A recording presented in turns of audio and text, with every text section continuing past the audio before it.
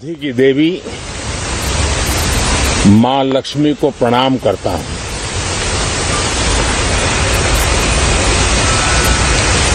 और ऐसे अवसर पर सदियों से हमारे यहां मां लक्ष्मी का पुण्य स्मरण किया जाता है। सिद्धि बुद्धि प्रदे देवी, सिद्धि बुद्धि प्रदे देवी, भुक्ति मुक्ति प्रदायिनी, भुक्ति मुक्ति प्रदायिनी। सिद्धि बुद्धि प्रदे देवी, भुक्ति मुक्ति प्रदायिनी, भुक्ति मुक्ति प्रदायिनी। मंत्र मूर्ते सदा देवी, मंत्र मूर्ते सदा देवी, महालक्ष्मी नमोस्तुते, महालक्ष्मी नमोस्तुते। मां लक्ष्मी हमें सिद्धि और विवेक देती है, समृद्धि और कल्याण भी देती है। मैं मां लक्ष्मी से प्रार्थना करता हूं कि देश के हर गरीब एवं मध्यम वर्ग समुदाय पर मां लक्ष्मी की विशेष कृपा रहे। साथियों, हमारे गणतंत्र के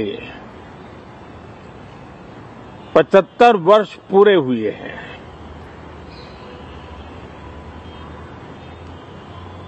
और ये हर देशवासी के लिए सर्वाधिक गौरवपूर्ण है और विश्व के लोकतांत्रिक जगत के लिए भी भारत का ये सामर्थ्य अपनी एक विशेष स्थान बनाता है। साथियों, ये देश की जनता ने मुझे तीसरी बार ये दायित्व दिया है और इस तीसरे कार्यकाल का ये पहला पूर्ण बजट है।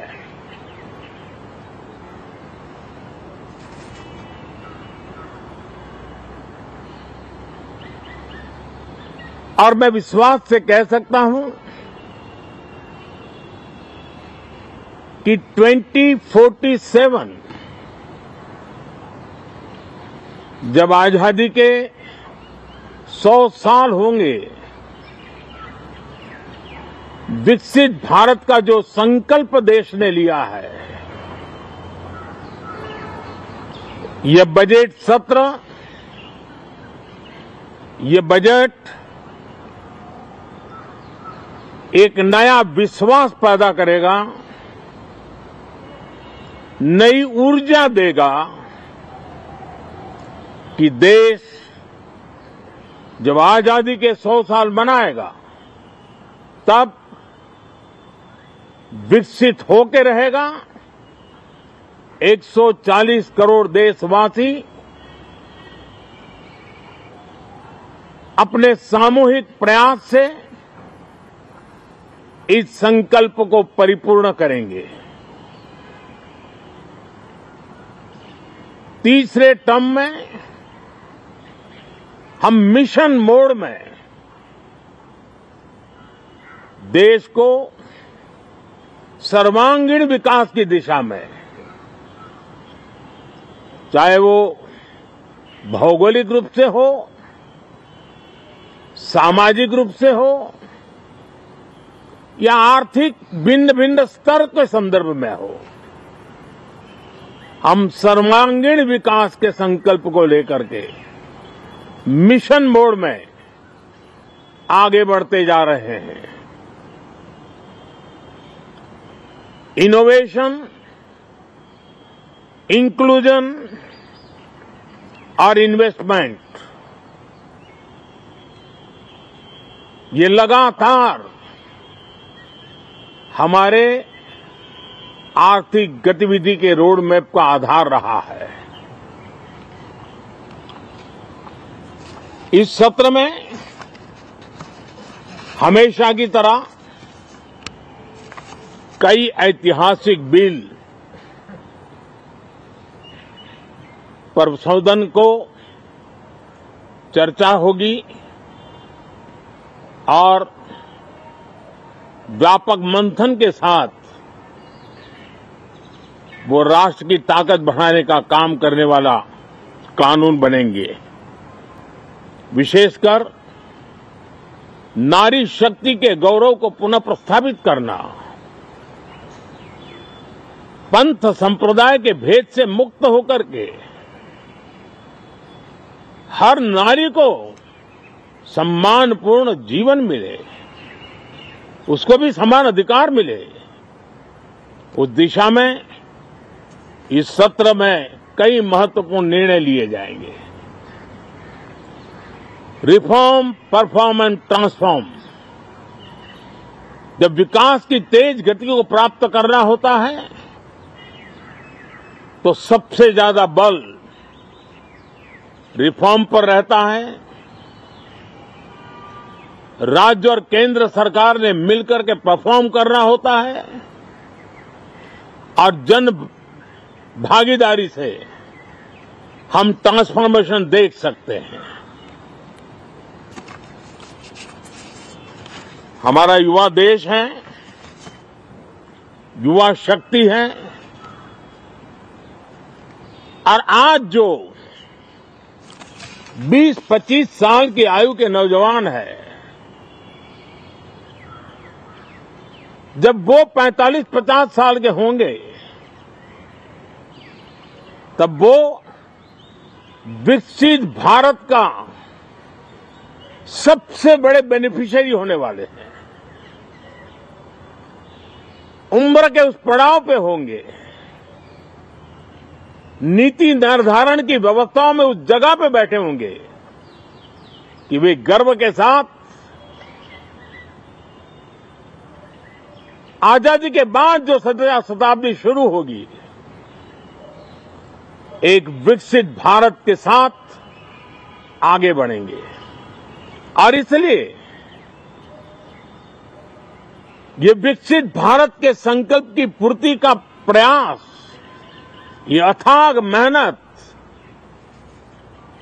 आज जो हमारे टीनेजर्स हैं, हमारी युवा पीढ़ी है, उनके लिए ये एक बहुत बड़ा तोहफा बनने वाली है। जो लोग 1930 में, 42 में आजादी के जंग में जुट गए थे, पूरी देश की युवा पीढ़ी खप गई थी आजादी के जंग में, और उसके फल 25 साल के बाद जो पीढ़ी आई उसको नसीब हुए। उस जंग में जो नौजवान थे उनको नसीब हुए। आजादी के पूर्व के वो 25 साल आजादी के जश्न मनाने का अवसर बना। वैसे ही ये 25 वर्ष समृद्ध भारत, विकसित भारत, ये संकल्प से सिद्धि और सिद्धि से शिखर तक पहुंचने का देशवासियों का इरादा। और इसलिए बजट सत्र में सभी सांसद विकसित भारत को मजबूती देने के लिए अपना योगदान देंगे। विशेष करके जो युवा सांसद है, सिद्धि और सिद्धि से शिखर तक पहुंचने का देशवासियों का इरादा। और इसलिए बजट सत्र में सभी सांसद विकसित भारत को मजबूती देने के लिए अपना योगदान देंगे। विशेष करके जो युवा सांसद है उनके लिए तो सुनहरा अवसर है, क्योंकि वो आज सदन में जितनी जागरूकता, जितनी भागीदारी बढ़ाएंगे और विकसित भारत के जो फल है वो तो उनकी नजर के सामने देखने को मिलने वाले हैं।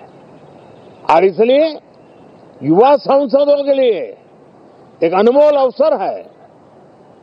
साथियों, मैं आशा करता हूं कि हम देश की आशा आकांक्षाओं के इस बजट सत्र में खरे उतरेंगे। साथियों, आज एक बात आपने जरूर नोट की होगी, मीडिया के लोगों ने तो जरूर करनी चाहिए। शायद 2014 से लेकर अब तक शायद पहला पार्लियामेंट का सत्र है कि जिसके एक दो दिन पहले कोई विदेशी चिंगारी नहीं प्रगटी है। विदेश में से आग लगाने की कोशिश रही हुई है। 10 साल से यानी 14 से देख रहा हूं, हर सत्र के पहले शरारत करने के लिए लोग तैयार बैठते थे और यहां उसको हवा देने वालों की कोई कमी नहीं है। ये पहला सत्र मैं पिछले 10 साल के बाद देख रहा हूं कि जिसमें किसी भी विदेशी कोने से कोई चिंगारी नहीं हुई। साथियों, बहुत बहुत धन्यवाद।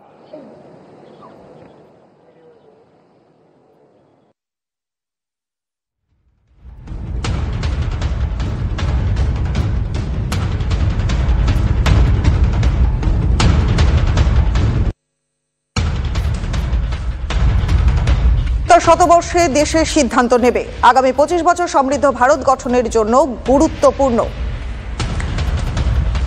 আমাদের লক্ষ্য রিফর্ম, পারফর্ম এবং ট্রান্সফর্ম। আজ থেকে শুরু হচ্ছে সংসদের বাজেট অধিবেশন।